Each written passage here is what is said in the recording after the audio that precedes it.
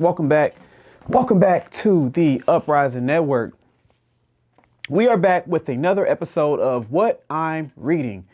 What happened was last week I recorded an episode and the card that I was using, memory card that I was using, ran out of memory as I was finishing up.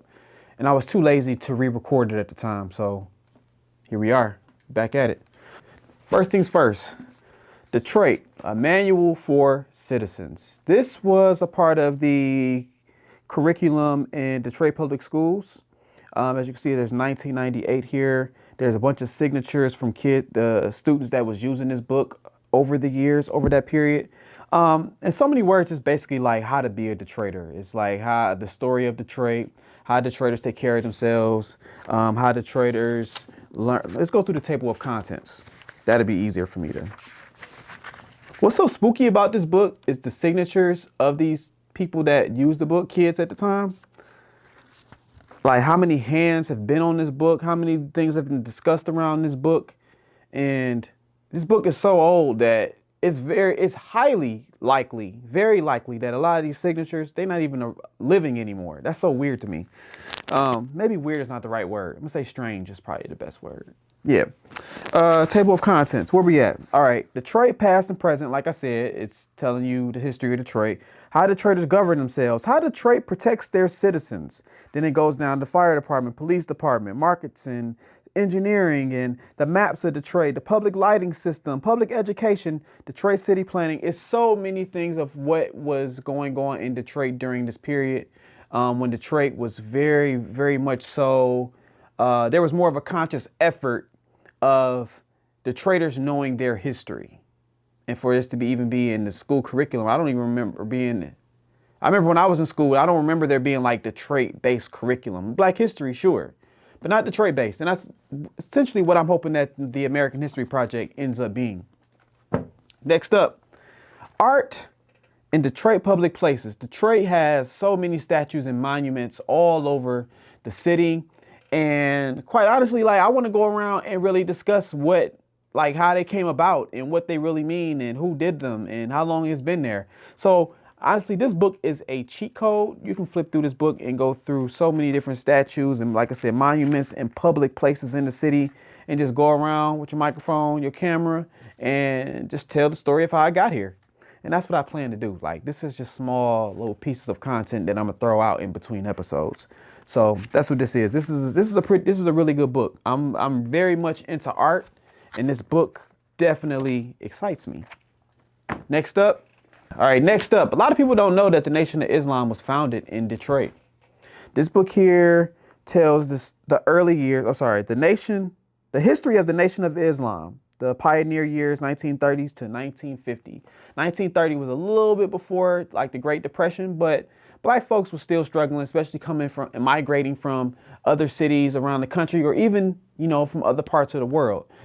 So what he was doing was, W.D. Fard Muhammad did was try to community organize and teach people, Black folks, to be having a little bit more appreciation for themselves and their community and organizing, things like that. And then, of course, you have the whites. How dare you try to organize and teach Black folks how to treat themselves and all that, what I'm saying? The next thing you know, Nation of Islam is labeled as such as like a terrorist group and basically looked at as villains within the United States. Along with that, the Supreme Wisdom. This is basically like a textbook with teachings from Master W.D. Fard Muhammad. And this isn't a book that was printed during this period. I think this book is printed on demand because it says January 2026 in it. I think it was printed as I bought it, which is cool. But the teachings is all still the same, I'm assuming, from over the years. They have lessons, and then they have textbook question and answers, multiple choice, about the teachings and the lessons of the Nation of Islam. I think this is pretty cool. I'm looking forward to doing some interviews and talking to some people to have a lot more information that this book would give, and just like the honest truth about, things that we should know about the history of the nation in Detroit.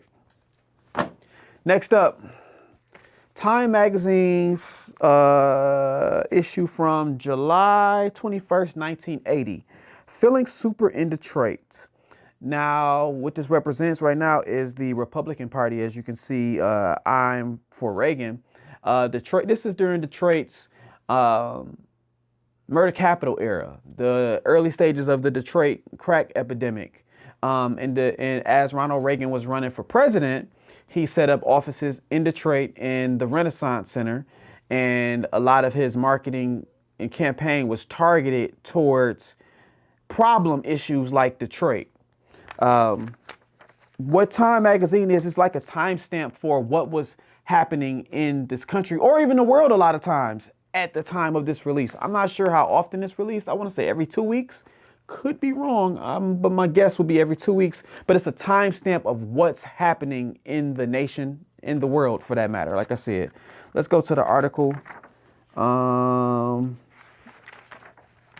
What I love most about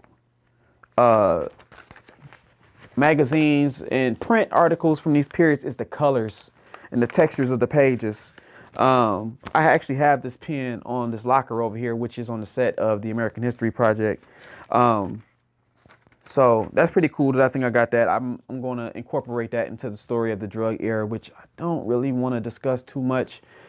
But the truth is the truth, and it got to be discussed. That'll be in volume 2 that release in fall of next year.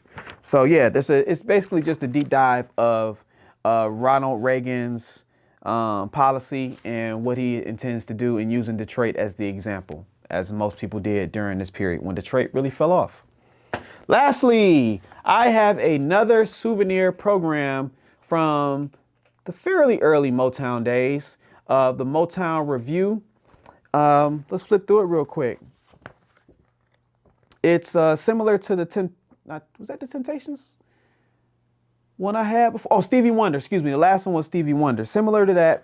Now in this book, it just has highlights, all the releases from Motown during this era, excuse me. And then there's small biographies of all the artists that was on tour at the time. My dream was to have something similar like this for the Uprising Network, where I have all the artists and we have a night of shows and we have all the artists on the billboard, and that was always a dream of mine and never happened. It probably won't happen unless maybe I do some movies or something like that, and that's all playing in the same night. But that dream of having a bunch of art, that is out of the window.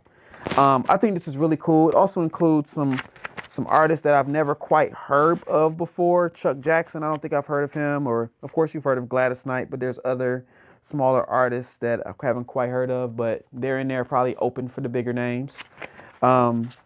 And then it's like every artist from the roster that was on there. So that's pretty cool. They had a little game on the back. Guess who? You basically had to guess by who the artist is based on their mouth structure. I haven't really looked at this yet to really guess who is who. I can guess Stevie here because he got glasses on. I feel like this is David Ruffin. I've seen enough Temptations material. This looked like Diana Ross, her mouth. Other than that, I don't know. This is weird to be guessing by their teeth in their mouths. I don't know. All right, y'all. So that's this episode of what I'm reading. I'm still working on the American History Project. I feel like it's going to change the outlook of the city, and it's definitely going to take my career to the up and up. Thanks again for watching. Until next week.